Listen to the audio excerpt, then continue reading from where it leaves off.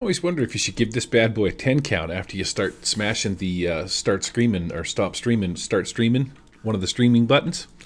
Something along those lines. I'm just going to do one more of the maps that I created today. This one here is called Underground Bunker. So we are going to smash the build button. We played this game this morning. Don't worry about the shader effects stuff. That's nothing that's going to affect the map. But yeah, here it is. Oh, let me turn off the kicker to get rid of that thing up in the top corner. So my players were sent to this underground bunker to try and get in here, and so they could get some weapons that would allow them to take out some of these larger mechs, or these giant sea hags that they figured they would be fighting, these big boss monsters. So I built this as sort of a Frankenstein kind of a deal. Excuse me. And they showed up in their hovercraft after getting some directions. I set them right about here, and then there's a little door that I made them do a couple of rolls to try and get into. Once they successfully made it into the door, or in through this door, it leads down into an underground bunker. Now, you have a couple options here. You could just simply hit L to unlock this, and just wait for it to go all goofy style, and hit delete. Or, if one was so inclined, you could also just sort of slide it out of the way. So if we hit the clear button, and we hit build, this thing will pop back into place, just like it was right out of the beginning. You also have the option of hitting the F8 key, and then just grabbing this little arrow and just sliding this out of the way. If for whatever reason you feel like you might want to bring it back into play at some point, but that is a possibility. Otherwise, you could just get rid of it. L delete, L unlocks it. But inside here, we have a little underground bunker that I built. Let me grab one of my characters. Who are we going to get here? We'll get Karina. Come on, Karina. So the players come through this little underground bunker after breaking inside, and they land in this first little area here. I described to them these little containers and stuff. Because they're from a world called Charybdis, they have no idea what these radioactive containers are or what these symbols mean. They can just read the word radioactive, but they're basically from the 1600s. So that's been one of the hardest challenges, is trying to explain to my party what these items are that they would have no idea as to what they are or were. For example, like this little deal over here is a vending machine. They can see that there's some kind of pop and some kind of liquid in containers and stuff like that. And reading it, they would tell that it would be some kind of drink in a container, but they would have never seen anything like this, nor would they know how to use it. So essentially, they just smashed the glass open and took what they want. Down here at this end of the room is this glass window. They can come up, and I allowed them to look through down into this room here, where they could see this desk with a bunch of papers. Whatever kind of hidden secrets you want to put down here is pretty neat. There's a little keyboard and a computer, but again, they wouldn't know what any of this stuff was. Just a bunch of boxes and lights, and sort of weird machinery. Also, once they've looked in there, they didn't really see anybody. So there was nothing going on down here. They did see these weapon crates and another one of these vending machines down there. Oh, I should take that off of there. I was not aware. Duly noted. I don't like to leave names on things when you mouse over it. But there is this door that leads off into some other, parts unknown, so to speak. From there, I had them move into this room, just sort of wandering around and looking at things. You can see down here we've got these little animated, or they're not animated, they're just like little robot things that do whatever it is you want them to do. For a trap, you could set them up so that they come to life, set them up as droids or something like that, and once your players make it through sort of to the end game, past whatever critters you put in there, maybe they go down and accidentally hit a button on the computer and fire up these androids, and they got to fight these things on their way back. There's one here, there's one here, there's another one over here. While my players or my party was in here, time dependent, I just had them non-animated, just sitting here doing nothing. So this room is some kind of weird boiler. I had these machines up and running, so these machines were sort of doing their own business, their own things. And then Mr. Krabs went down along here, and he popped through this little entryway that's down here. ended up down here on this door. Now, this door was broken off and laid on the ground, and there's this swirling mist. So inside of Savage Worlds, we were using the radiation rules because there's vats of green goop and some broken containers and different things like that that are down here. But you can also see that I put in these like mortars with these little robots, and there's different machines.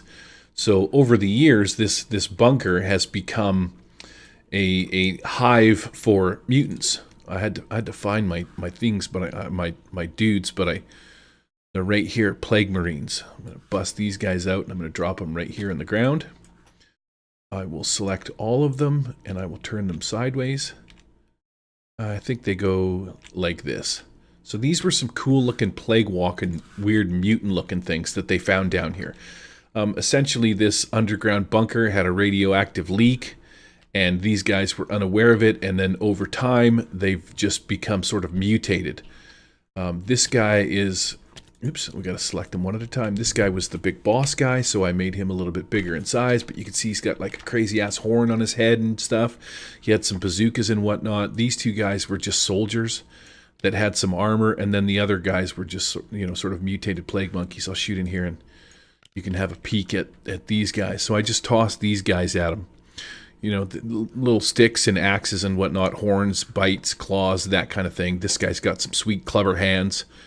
But they were all poxed and mutated, this tentacle arm guy. It was a lot of fun. These guys were fun to play with. They have the ability on their sheet that I made them. Oh, I don't have it imported into this one here, but I did have the... I statted these guys out so that they had horns. They could run. If they ran more than 5 squares and made a successful fighting attack, they could do extra damage with their horns. And yeah, I threw down a couple of those. There's another android things down here. Now, if my players had taken the time, I would have let them fiddle fart around with this machine, maybe figure out how to turn it on and generate power to these fans back here. And then I could have basically just explained that this, you know, all the radioactive waste is actually being fanned out, the toxic fumes and stuff like that. But I took these poxwalkers and just sort of spread them out along the base. And I put this big bad guy up back in over here, and had him come out after a couple of rounds. And these grenade launchers, or not grenade launchers, these warriors, these mutant warrior guys, were sitting up here. So they had a bit of cover that they never actually used, because sometimes you get a little carried away when you're playing your games. And then I made these barrels here explosive. So my players were shooting these things to get some extra damage, try and blow these guys up and sort of break through their toughness barrier was part of the options. And then these guys here just basically ran around the bottom in the mist and did some attacking of my players.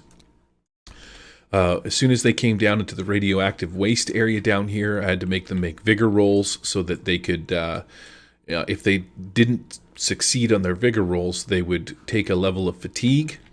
And after the first or second round, I brought this guy out, and I put him back over here-ish,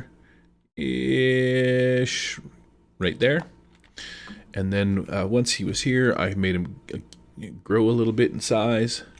Oh, he's getting drunk and falling off the ledge. Yeah, now you want to be a jerk. I'm just going to put him... Hey! I'm going to put him there for right now. Why do you not want to stay on the model? Kind of irritating sometimes. Boom, stay. Nope, we're just going to fall forward. All right, well, you get the gist of the scenario here. Let's shrink this guy down and put him right here. There you go. So this was the big boss man. He came out with a bazooka. He did some blasting. They tried to use elemental manipulation to suck some of the sludge out of this pond and spray it over these guys, but they're kind of immune to the radioactiveness at this stage of the game. They've already been highly mutated.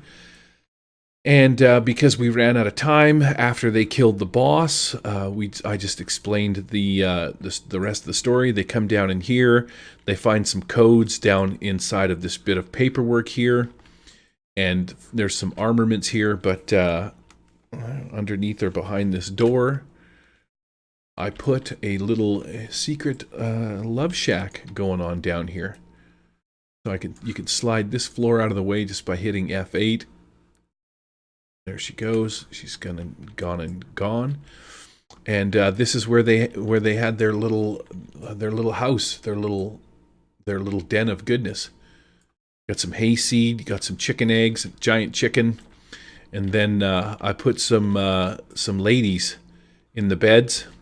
I found these naked models, which is actually pretty dumb, but I put them in cages, so they have a little like sexy slave ring going on down here, where they've captured the women, and this is where they're living. This is their little hive of whatever you want to call it. But yeah, this is the underground bunker map, so I'll make this one available. It's easy to, doesn't come with the minis. The minis are on, you can find them on Tabletop Simulator fairly easily. And yeah, you can just do the, you can just hit the, or smash the clear button. I'll drop the minis on the table. And go select them all and hit delete. But the nice part about Tabletop Simulator is when things go south, you can always just hit the build button and build her back up. We'll do a flyby once this thing gets up and loaded. So there you go. This is sort of a big aerial view of it. Underground bunker. Sliding tops. And then just a quick little L and delete. The top pops off and your players are good to go. Come inside, make their way around here, do whatever kind of search investigation. Maybe this is again where the MacGuffin is. They're coming down here looking for some armaments, is what my guys were after. The armaments were up here. You could have them come down here for any number of reasons. They're on a rescue mission to, you know, help somebody out that's been captured. One of these girls or something along those lines. Oh, why is my floor? My floor is missing. Maybe that was the weird part that I heard. Delete, delete. Yeah, very cool. Underground bunker. All right, that's it. Peace out.